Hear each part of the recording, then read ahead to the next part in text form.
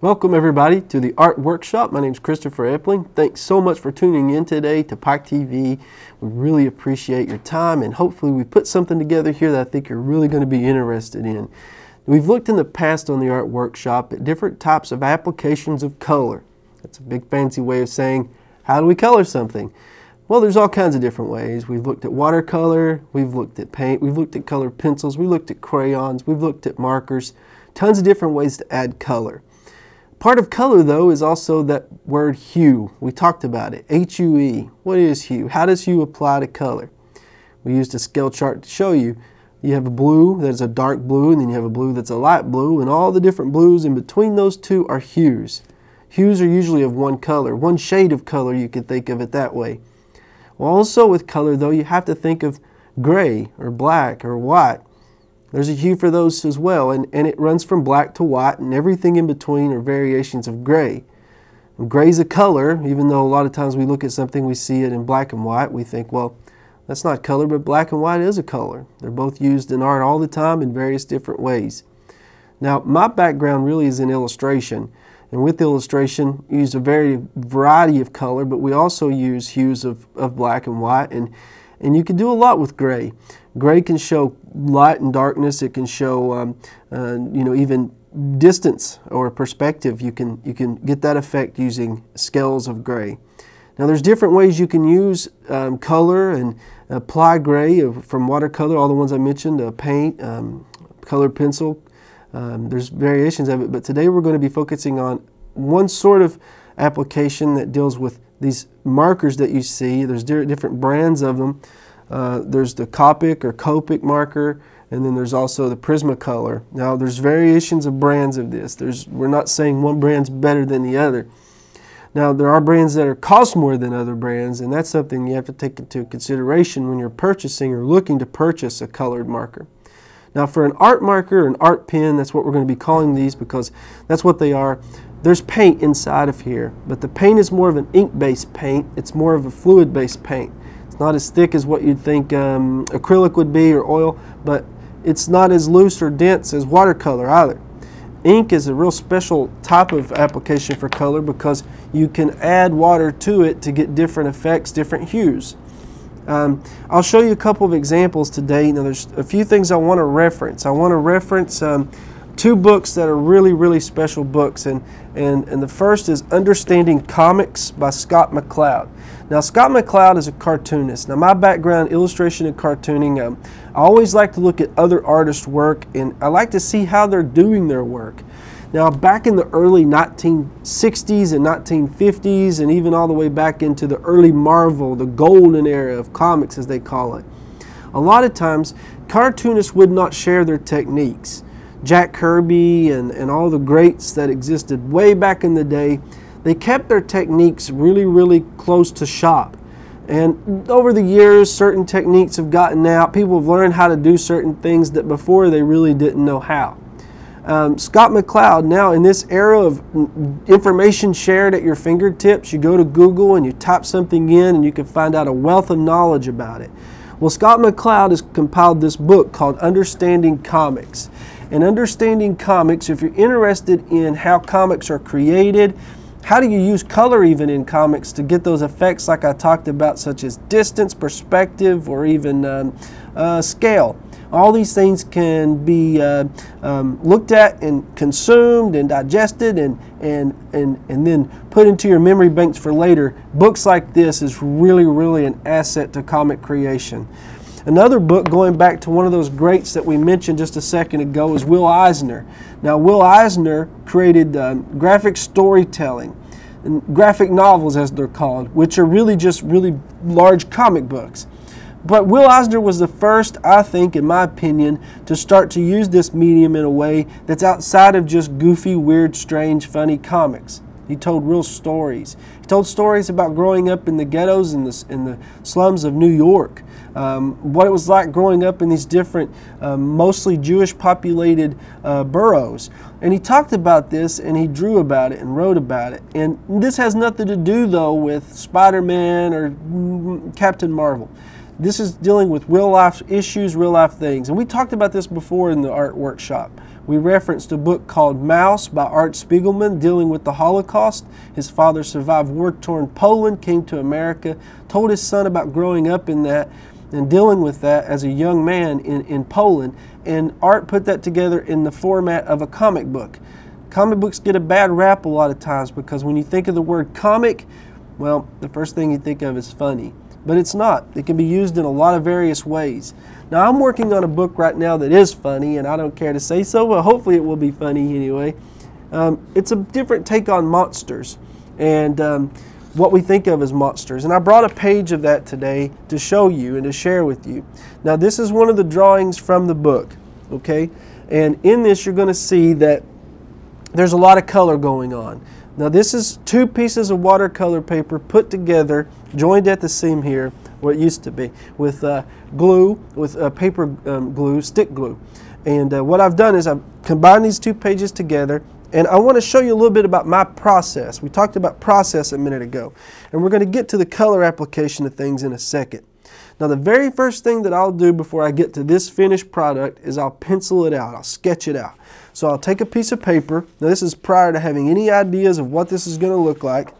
I'll take a piece of paper, and what I'll start to do is I'll take a pencil and I'll start to sketch. Okay, I have an idea. Now, my idea is that people are watching a movie in a movie theater, and on the screen there's a monster. So how do I show that? Well, the first thing I did was I drew kind of just really rough. I sketched out the movie screen, which is here. Okay, I said, all right, so there. I have sort of a square. It's really rough.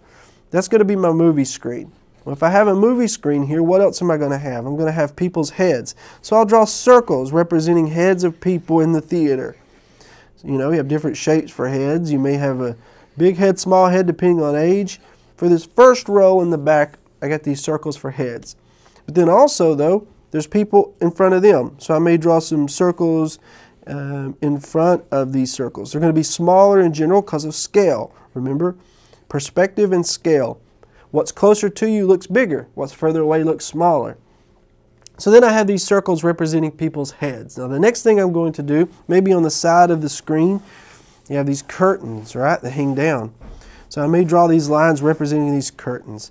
Now I have a movie theater. That was my goal, a monster on a movie screen. So the next thing I might do now is think about, well, what does the monster look like? We talked about the circle method all kinds of times in here, and I love this method. So I'll draw a giant oval. Now notice that the oval's not complete down at the bottom. You can't really see the rest of this oval. That's because the monster is on the screen and it's cut off here. So there I have this shape. Then I start to build on this shape. I might say, well, here's where the mouth will be. I'll have this shape here to represent, there's the mouth. Okay, I have an eye here. There's one of the eyes of the monster. I may put another eye here, make this one a little smaller. Maybe he's squinting that eye. Okay, give him a couple little horns at the top because he is a monster, right? And then I have this general shape down. I may add, okay, well, I'm going to put an arm here, so I'll draw this shape here. Just a circle, just some lines representing where the element will go. The element in this case being his arm and his hand. And then in the background, I may have a spaceship. So I'm going to draw this this shape to represent a saucer. In the background here, it's not perfect. It's just to get an idea, right? So then I may draw some landing pads. Now once I have this general idea of what it is I'm drawing, okay, I may go back through then and I start to refine that a little bit. I start to put details in it. And if you were to peek behind this, what I brought in today to show you, you're going to see what happened prior to coloring. So I'm going to peel this back here a little bit if I can. And you can see that I have this sketch. See that? It's a sketch of the final piece. So what I was hoping to to do is sketched out on paper. And what I will do, if I can do this without ripping it, and I may end up ripping it, but you'll get, well, let's just focus on this side, I guess. So I lay this down then on a giant light box. Now what a light box is, I build it from Lowe's. I got wood, I got some fluorescent lights, and some plexiglass. And I built this light box. And when you turn that light box on, you can imagine just taking this piece of paper and putting it up to a window pane on a sunny day. You could take watercolor then, lay it on top of it, and you could see underneath it. it comes through. Now I'm tracing, which is cheating, but I'm tracing my own work. So that's technically not cheating. That's just working a little bit faster and hopefully smarter, right? So I lay down the watercolor on top of the light box. Then I start to actually trace what I'm doing, refining it every step of the way. So from that first piece where I have this just a bunch of shapes going on, lay that on the light box, put a piece of paper on top of it, trace over that. Keep doing that about, I say 5 or 6 times or however many times you need. And then you get to this final piece.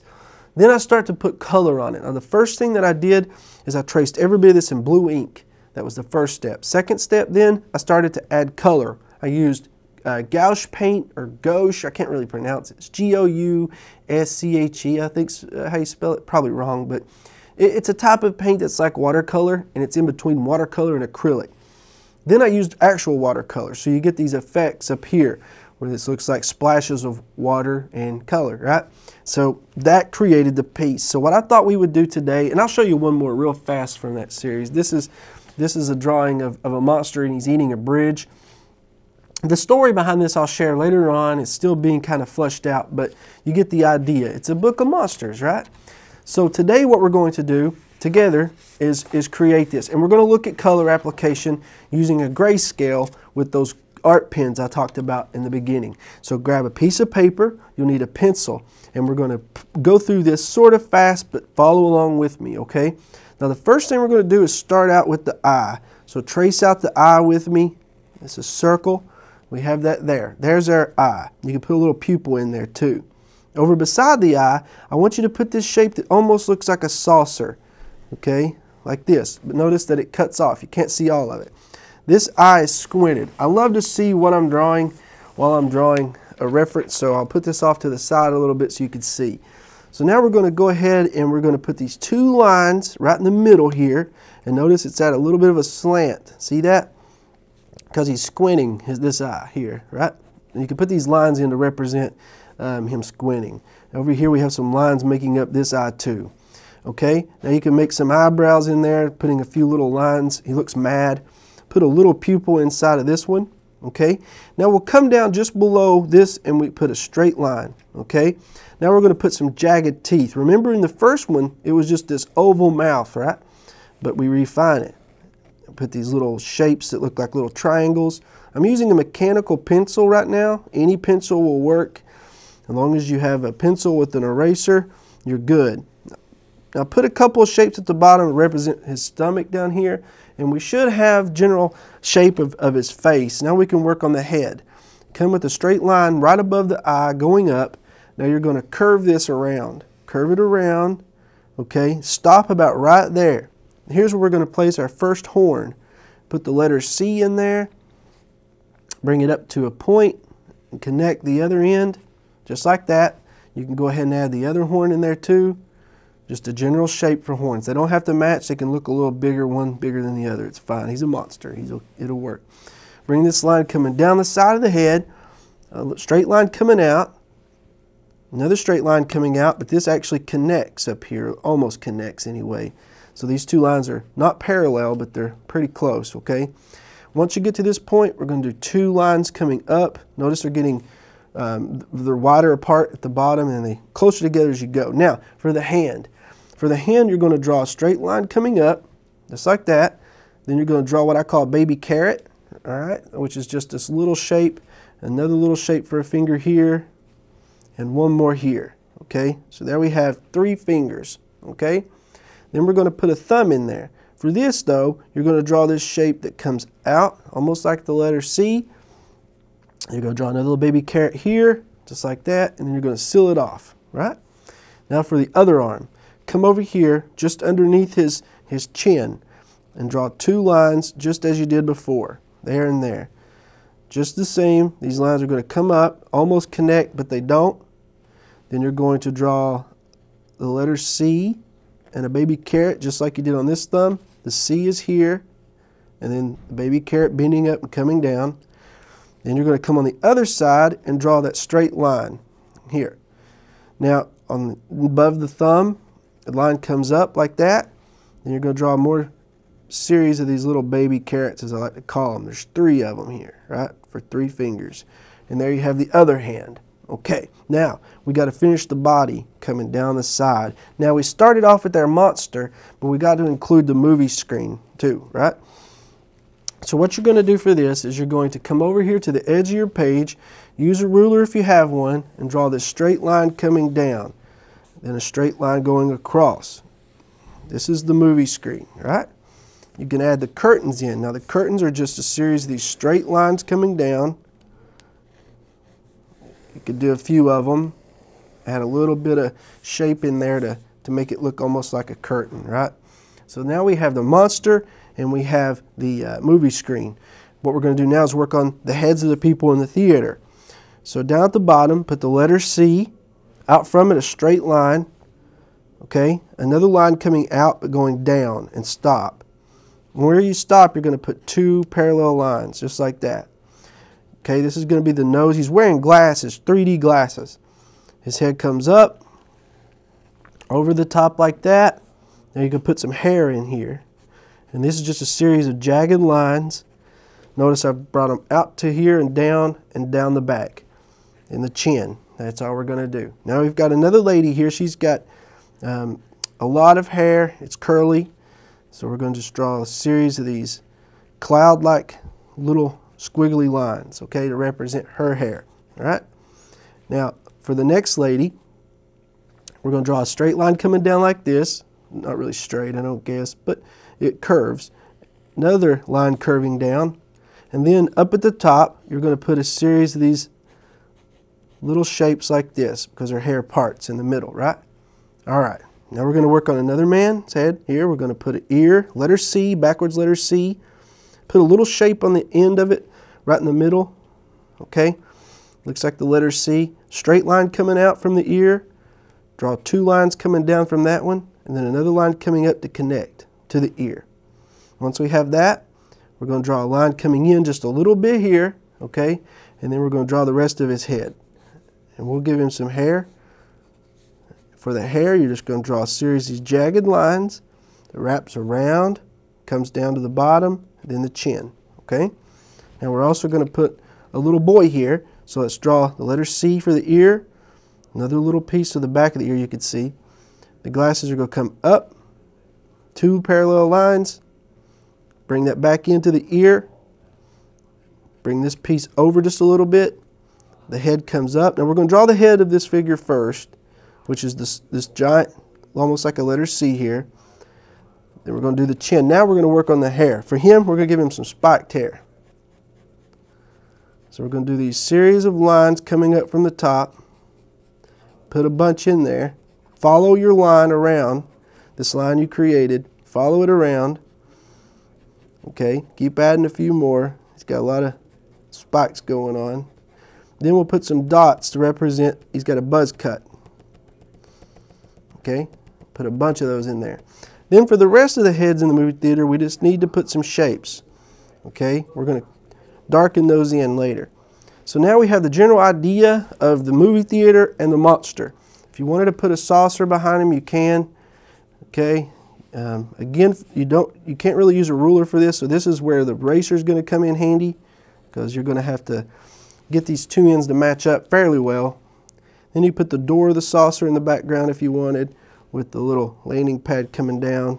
It's a little different than mine. For the original, I moved it over, but for the purpose of this, we're going to keep going. Okay, and then we got a couple of landing pads we can see here. Can't see the other one. Now we're going to go ahead and put the debris, the dirt in the background, going all the way around. Just a series of jagged lines. Okay, so there we have our character. Now, before we start adding any of these markers, the art pens. Now, if you don't have any of these at home, you can use, if you have ink, you can put a little bit of water in the ink. It'll work well. But these come in these series of percentages. And if you looked really close on here, you could see 40%, 30%. This is 50%. What that means is the higher up in percentage you go, the more ink that's in this pen, so the darker it's going to be. The hue is going to be closer to black, the higher the percentage of the pen, okay? So I've got a few of these out here I'm going to use in a second. But first, I'm going to speed ink through this. So what this means is I'm going to ink the lines that I have already on the paper with a pen. So if you're at home and you're following along, take your pen and ink all your pencil lines. Trace over your pencil lines with me right now, okay? Then we're going to stop and we're going to put some of this onto the page using these art pens. So let's go ahead and get started with inking our drawing.